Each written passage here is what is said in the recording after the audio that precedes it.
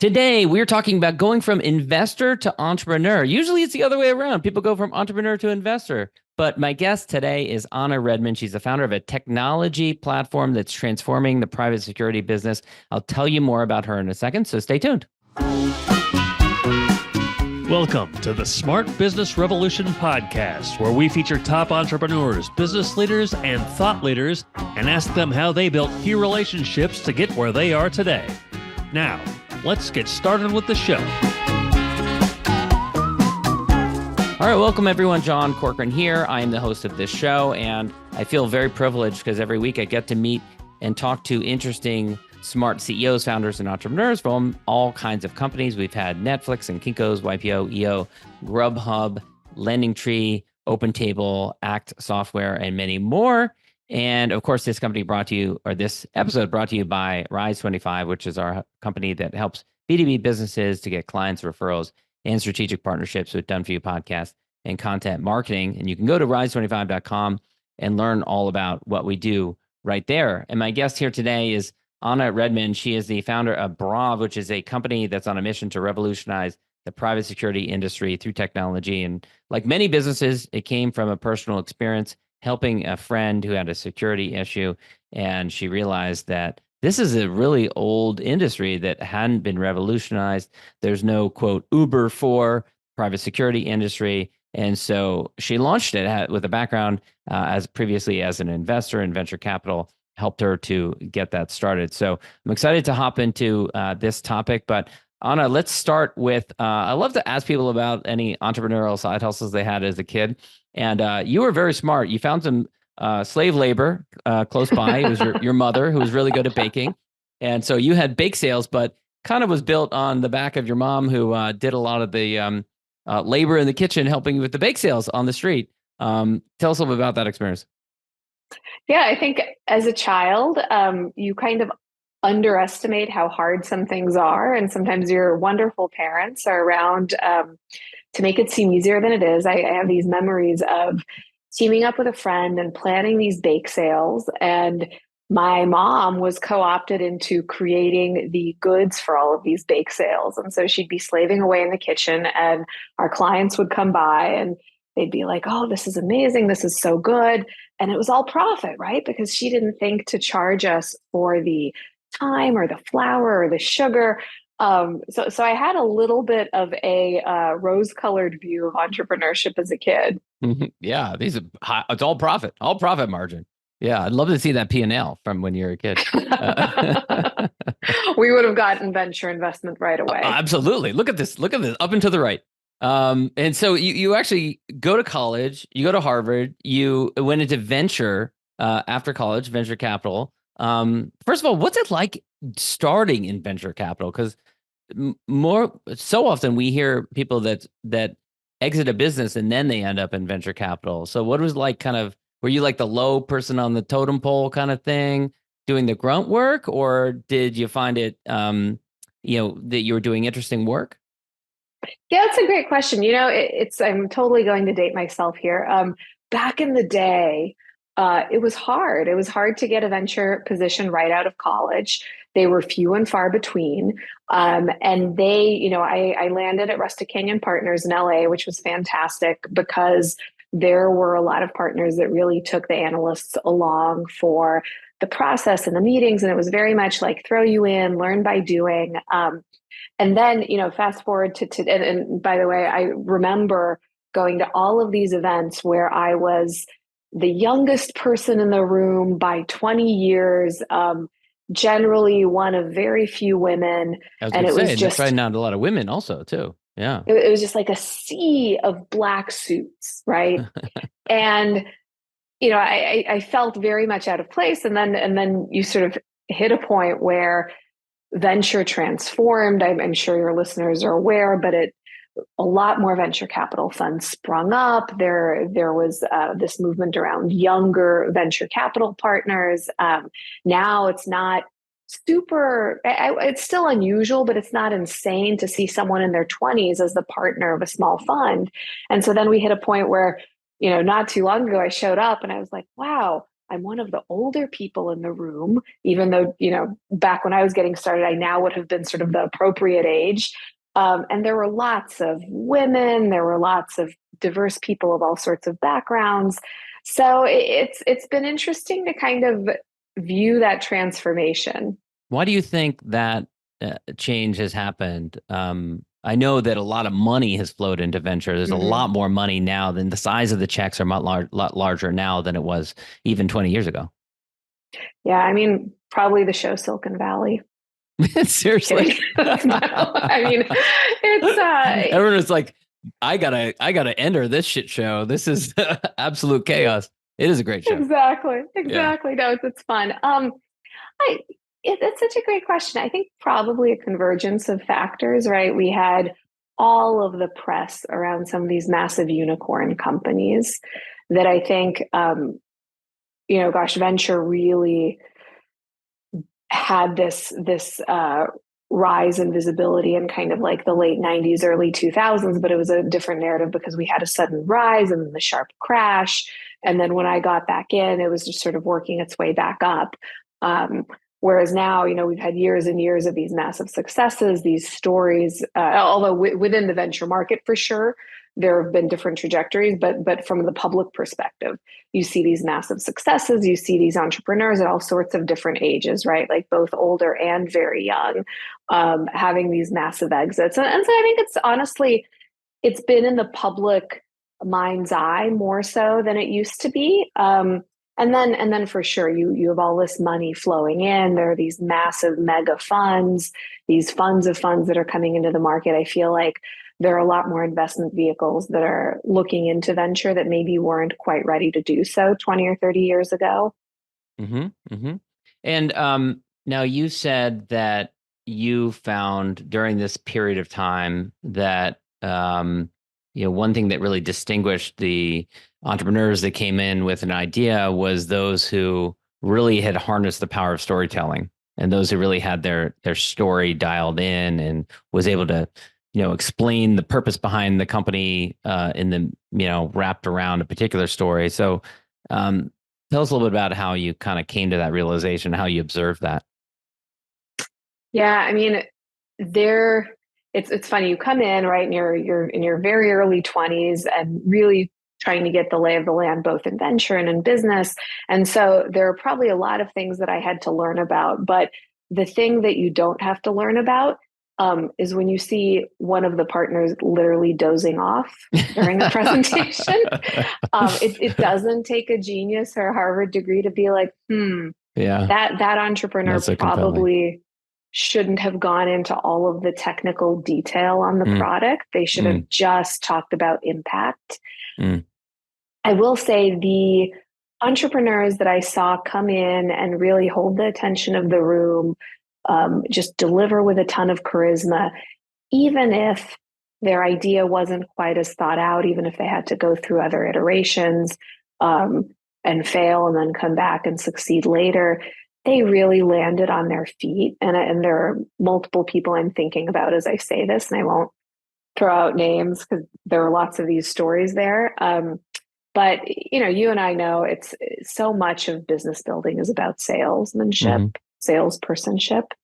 And if you see a person that can do that, the chances that they're going to be successful are significantly higher. Yeah, it is such a crazy thing because, you hear these stories always in retrospect about some business that was on the edge of failure, or they'd iterated, or they were living on someone's couch, and they're on the verge of success. And then to march in with confidence to a team of people with the ability to write a big check and to sell them on this big vision of this big idea that's going to transform the marketplace. It's really mind-boggling how someone can do that sort of thing. Yeah, absolutely. I think you and I as entrepreneurs are still, hearing you talk, you probably have this skill in spades and are just being modest. But it's something that I think every I'm not sure I do. learn. I mean, I've never raised money from venture capital before. So I guess part of my curiosity around it is the fact that I haven't done it personally. And I have to admit, my palms gets a little sweaty thinking about the idea that kind of Silicon Valley idea of like coming into a big conference room with a bunch of, people in suits, and they're like, dance monkey dance, right? Tell us your story, like convince us, right? That seems pretty intimidating. I don't know. I think it helps that I was on the other side of it for so long. And I realized it was less intimidating and more like people just want to go on a journey with you, Mm, right? You want to take them on a journey where you're the champion and they're backing you. hmm And so Yeah. they're the champion behind the champion. Yeah. Now, while you were doing this, you kind of, I don't know if it was an epiphany is the right word, but you came to a realization that you would like to be kind of on the other side of the table. You like to be a founder, and you were looking for the right opportunity, which eventually came along. And I believe that was HIPPO Reads. Is that the first one Yep. that you decided? Okay. And so tell us what that was. Um, yeah, so the drive was always there. I think I just felt this fascination with entrepreneurship. And it's this interesting dynamic, and I'll say this about venture. When the entrepreneur needs the venture capitalist, it's sort of the relationship is the venture capitalist kind of leading, and then the entrepreneur is sort of following a little bit. And then very quickly that reverses, right? When you have a big success, it's the entrepreneur that wins big and the venture capitalist wins, but not quite as big. It's an interesting power dynamic. And I think everyone that sees it is like, man, I want to be the entrepreneur with the huge win. Mm, I decided that I wanted to take the leap, was kind of looking for the right opportunity. Before that, I had exited venture, gotten married, had my first child, spent 2 years studying acupuncture. So I had those quarter life things of mm, exploring. And I think that kind of set me up to be in the right risk taking mindset, and met the right co founder. And we launched HIPPO Reads with this vision to really bring academia into business. And the way that we did that is we created thought leadership platforms for Fortune 500s. And in many cases, we connected them with academics working on research that supported the thesis of the business and helped them publish and get PR for their articles. And we ran with that for about 6 years, leading up into the pandemic, by which point PR had shifted. There was a difference in how people were consuming that kind of content. And we sort of saw the writing on the wall, made a business shift, brought in a new leader. And that kind of left me back at the starting gate in terms of, do I want to go build a new business or not?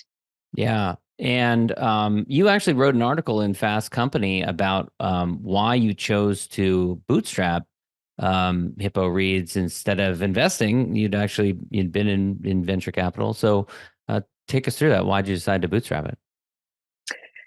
Yeah, I think the biggest thing that I learned in venture is you want to come in with a strong story. And with HIPPO Reads, it felt like there was so much we could do on our own that it was easier and simpler and smarter kind of to reverse it and to go build it, create the need, bring on the customers, and then decide, hey, are we good as we are? Or do we need to go raise money to take this to the next level? And so I think that's what I was really trying to say with the article, that especially for people that have never built a business before, the first thought now tends to be, okay, I need to get investors and I need to raise money. And it's certainly harder to do it the other way around, but I think you retain so much more control over your own destiny. Hmm.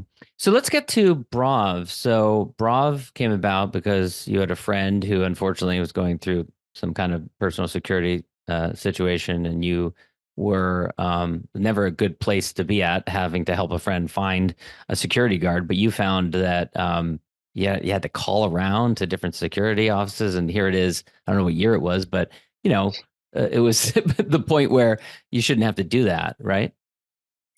Yeah, I mean, the so super close friend was going through a really ugly divorce, and hearing about it, I was so worried for her. And I was like, man, I want to surprise her with like just get someone there, a human being that can take her through this very difficult and challenging moment of her life and be there to make it better, or safer, and give her confidence.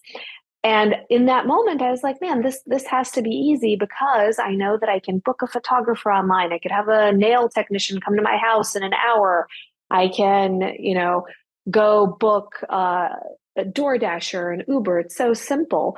And I looked, and within security, the interesting thing, and by this point, I've spent years in the space, it really is an industry that has not focused on the customer service technology that's transformed other industries. Mm. And they've been tech forward when it relates to security technology, when it relates to cameras and lasers and tasers and how do you secure the perimeter and what does the access control look like?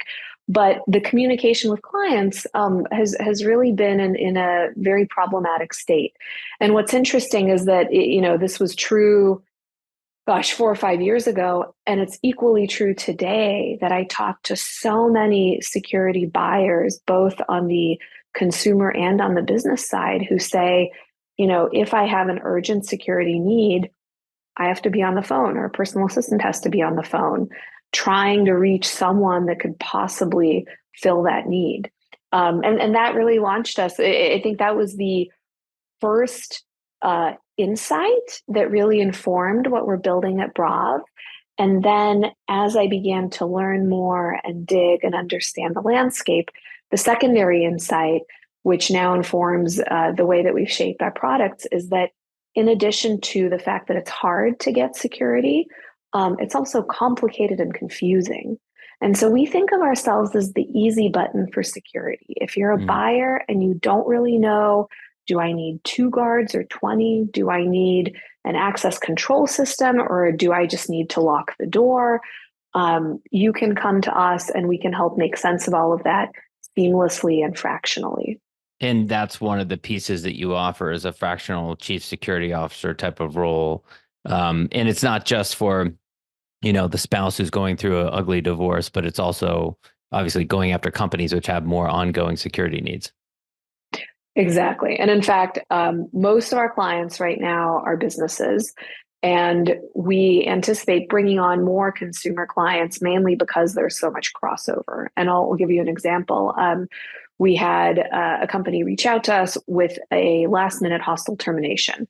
And they really, at the 11th hour, decided they felt uncomfortable enough.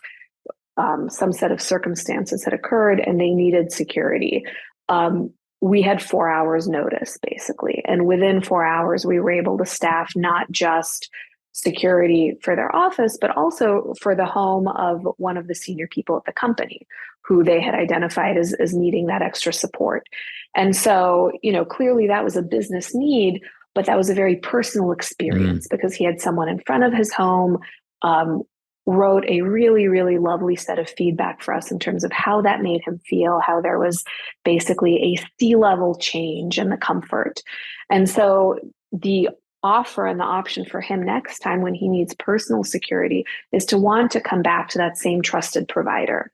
Now I'm curious, normally when you have an idea or concept for a new business idea, one of the best things to do is just go out and talk to potential customers and ask them about their needs. But in the case of security, you can't exactly call up companies and individuals and say, how do you do your security? Like, it just doesn't seem like that's something that people are going to be open to be talking about. So how did you get into that conversation? How did you even investigate, like, what are the pain points in this industry? How can I help? You would be surprised. First, I think people were much more willing to talk, and they were willing to talk because their pain points were so dramatic. I talked to so many people that basically signaled, look, there is a product market mismatch between what's out there and what I want to buy. And what I think I want to buy doesn't seem to exist. And that bit that didn't seem to exist for them was, how do I even figure out what I need? Can you make that piece really easy and simple for me? And then can you make it really easy and simple for me to get it? And when we looked at the landscape, we saw, companies over here who were very happy to sell you camera systems, but someone would show up and be like, okay, what kind of camera system? Where do you want me to put the cameras? Do you want them to have talk downs or not? How many frames a second do you want? How often do you want them to be erased? And the client was sort of like really overwhelmed. Like, I don't know. Like, I think I need more information than that. And the same sort of is true for guards, or for any sort of other monitoring. So what we ultimately wanted to do in our conversations is understand, where the thing that we asked the most that I think really yielded great insight is, what do you want? Like, what would you, if we could give you anything, what is it that you'd want to have? And that's what helped us figure out how to build. Yeah. Now, one of the things and why we originally connected was the idea of integrating AI into the platform. And that's one thing that you've been really focused on. I actually interviewed Dave Selinger a while back, who's the founder of a company called Deep Sentinel that was using AI to identify through They're security. fantastic. Yeah. Yeah. And so it's really an area that is ripe for opportunity and to improve outcomes. So talk a little bit about some of the different ways in which you're integrating AI into the platform. Sure. So I think I'm a massive AI fan in general for my personal life, for my business life. I think I shared with you, I'm constantly like, what keeps me up at night is the fact that I'm probably not using AI enough. I'm like, man, there's a tool out there somewhere that would make this so much easier and faster.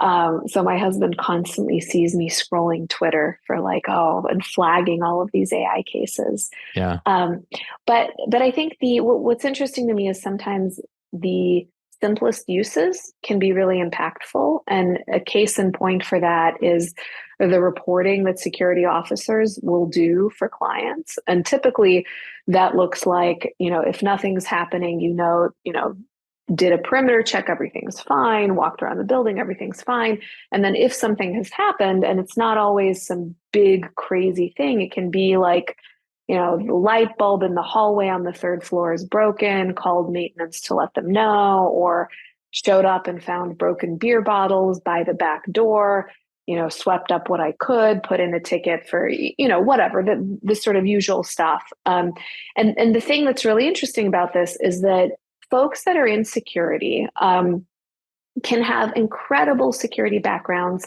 can be absolutely 150% the most qualified person for the job that's needed. But at the same time, can both dislike report writing and, not be fantastic at it. And when I say not fantastic, that's, potentially some spelling or grammar errors, potentially some formatting that looks wonky. That's not their core skill set, and that's not really what they're trained to do. So what we're experimenting with in our new app that's launching is allowing security guards to just speak into the phone and allow them to dictate exactly what they want to report on, and then feeding all of that back through ChatGPT or something similar, or Bard, and then having them okay what it spits out. And what we're finding is that it's such an easy transformation, and it takes something that could be, a little convoluted, not really looking sharp, into a really fantastic looking report instantly that's easier for the customer to read and looks more professional. So I'm really excited about that. I think the other piece that we're building in is a conversation with post orders in natural language. And what that means is, so post orders are what it sounds like. It's what the security professional is supposed to do when they're at a post. Okay. And it outlines everything. The route they walk or something. Yeah. Okay. Yeah. The route they walk, phone numbers in case of emergencies, protocols if an employee is supposed to check in with a badge and is, huffing and puffing and saying, I swear I have it, but I forgot my badge. I just don't have it today. I'm Sam, you remember me, right? Mm-hmm. And so it lays all of that out. And right now it's embarrassing. Sometimes it's just like a digitized document, but I have been to so many prospective client offices and existing client offices where it's literally in a binder. And if they need it, they grab the binder. Hopefully they can find it. And then they flip through it and they try to scroll and they find whatever it is that they need to remind themselves of. So much easier if that can be input into an AI and they can just use natural language to say, hey, a guy forgot his ID. Yeah. What's my next? What are my 3 steps? Yeah. Yeah. Not to mention like maybe connections. Maybe ChatGPT could look through like if there's all these different logs and there's patterns or something like that emerges, it could maybe see that there's something going on here. Like why is it every Thursday, the third Thursday of the month, there's beer bottles in the back door, and it turns out is because someone else who was working at the company is going and drinking after their shift or something weird like that. No, absolutely. And, I'll tell you something else.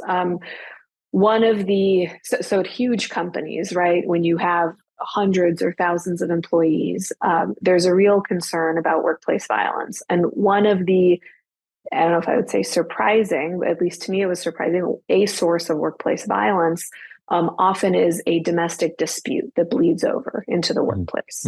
And so those can be very sad, right? It's a woman had a fight with a boyfriend, now ex-boyfriend, filed a restraining order. And the next day he shows up to where she's working with a weapon of some sort. In those cases, the best practice is absolutely that the company needs to check in with all of its employees and alert them that if they've filed any restraining orders, they need to let the company know, and the company should be letting the security guards know, so that when someone checks in, if they see it's someone on that list, they can flag it. And if it's a huge multinational company, right, maybe that list can be pretty big, and it's not always just restraining orders. It's just like these individuals, for whatever reason, shouldn't be here. That's so much easier to keep track of with AI or with some sort of intelligent interface. And you would be surprised how many of those things end up slipping through the cracks, especially they end up letting the ex-boyfriend in up to the 9th floor when they weren't supposed to, right? Yeah. And I heard a really sad story from one of my advisors where this exact same thing happened, where a woman had left her now ex-boyfriend and had filed a restraining order, but she wasn't actually an employee. She was a vendor. She was with the vendor that had come onto the property of a company. And, through that chain got broken. The company had no idea. Their security team had no idea. And so they let the boyfriend on. He had a knife. I think there were no fatalities, but it was a really, really dicey, scary incident. When I hear about someone, first of all, kudos to you for starting a company like this, because it is so important. But I also, part of me thinks, it would kind of keep me up at night if I was doing that, because the consequences are so great just by nature of, you're not selling like a, widget or something like that has no consequence. You're selling something, you're helping to provide security. Now, the goal is to make it so much more reliable and dependable and better than the underlying current status quo that we've had. But for you, going into this kind of new industry, is there a part of it that kind of keeps you up at night? That's an interesting question. I think about it more than I used to, for sure. Well, for one, you're like hearing these stories, which can keep you up at night. They're certainly not the stories that are intended to be comforting. I think that I think I'm the kind of person where I feel better when I know more, if that makes sense, as opposed to less. And so and it's interesting because this actually extends into, I'll tell you another story. I talked to a client who was interested in doing some workplace violence training, and they had shared that they had done a training like a year and a half ago. And the feedback that she gave me, and this was their head of HR, she said, it left us all terrified, because the trainer had really focused on this vision of, what will you do if someone's here and they're pointing a gun at you here, and then you have to do X, Y, Z. And there are more stories like this than I would like to acknowledge. And the worst story I've heard, in fact, was a company that did a workplace violence training where they did not warn any of the employees, and they had a team come on just to see how people would react. I'm not even like in the middle of the training, or oh my gosh, there was no training. It was all just, hey, let's see how people react, and then we'll train them to be better. And I think they got sued, rightfully so, by the way, because it's very alarming. But to come full circle, I think when I started this company, began to go and take lots of classes myself, classes for civilians, classes for security professionals. And I'm by no means an expert, but I've I think I've at least bitten off the first bite of that. And there were some, and this was very interesting to me, some that I took that I walked out of feeling better. And I talked to the instructors about that. And the feedback that I heard from them was very interesting. They said, look, you have to empower your students to feel like they have learned something and they can succeed. And it's a complicated balance to strike. And you have to teach in a way that they're aware that scary things happen, but because they've taken this class or had this training, they're now better able to deal with them. And they have a plan as opposed to just sort of burying your head in the sand. And that kind of stuck with me. And I think that that's the vision that I have for our company, but it's also my personal vision, where it's like, because I'm aware of it, I think I derive a sense of comfort from it as opposed to just one more thing to be scared of. That's good. I guess that allows you to sleep at night. So before we wrap up, any other ideas on AI from your Twitter feed or things that you're going to, put into the platform at some point in the future? Anything else you're excited about in terms of applications for AI? Oh gosh, that's such a good question. I think in terms of our platform, I'm really interested in taking a lot of these chief security officer tasks and using some sort of AI automation, both to decrease client costs and to make the chief security officers' jobs easier. And I'll tell you an example of that is today, companies will often do these security assessments at their workspaces that can take hours and hours and can be very expensive. What we're exploring building right now is what's a cheaper version of that can be done remotely. And there's a big AI component to looking at camera feeds, analyzing the stack of policies and procedures that they've sent. So I think that's the business use case. And then in terms of the fun use case, I want the AI robot that comes to my house and cleans everything. And I Totally. feel like we're very close Yeah. to that, right? Like if it can rewrite an article, can't it like talk to the Roomba and be like, "Hey Roomba, you missed a spot"? Well, the Tesla robot, they released a video a few weeks ago of it folding a t-shirt. So there's hope.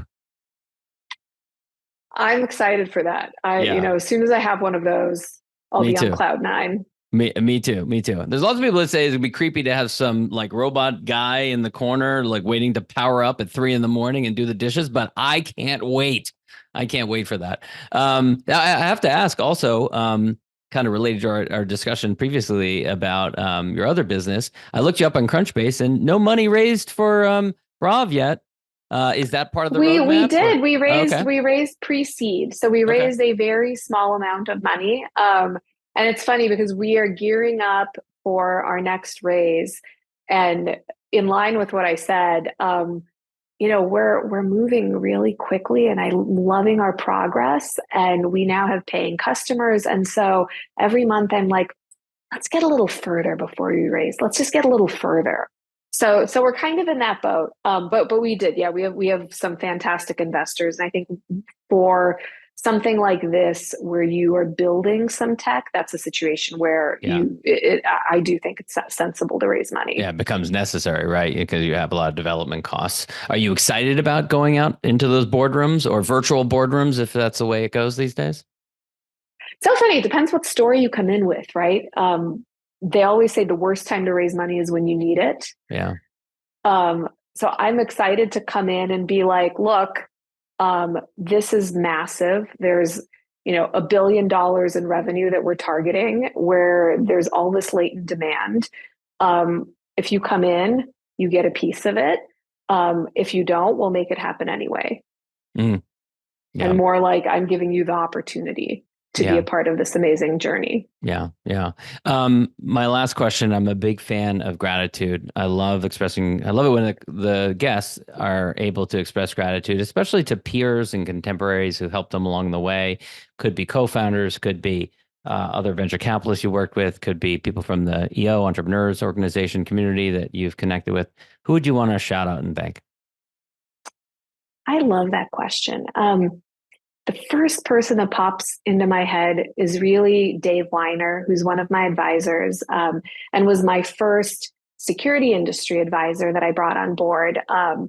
An advisor, I think, doesn't do him enough credit because he goes above and beyond every day. And he was one of the first people that really got engaged with Braav before we had raised, when it was just an idea. And when I had, honestly, a lot of anxiety about coming into an industry that I didn't know. I had no military background, no police background. I was just sort of stepping in saying, hey, I think we can do this better, right? And he loved the vision, supported it, taught me so many things with a lot of patience and grace. He has an amazing security career, does a lot of trainings in LA County for the LA County sheriffs, invited me to sit out on the classes, introduced me, and did it with, I think, just so much support for what we're creating. And I think that so much of what we've built today, I give him a lot of respect and appreciation for being there for every step. That's awesome. Anna, where can people go to learn more about you and more about Braav? Braav.co, BRAAV.co. Excellent. Thanks so much. Thank you. Thanks for listening to the Smart Business Revolution podcast. We'll see you again next time, and be sure to click subscribe to get future episodes.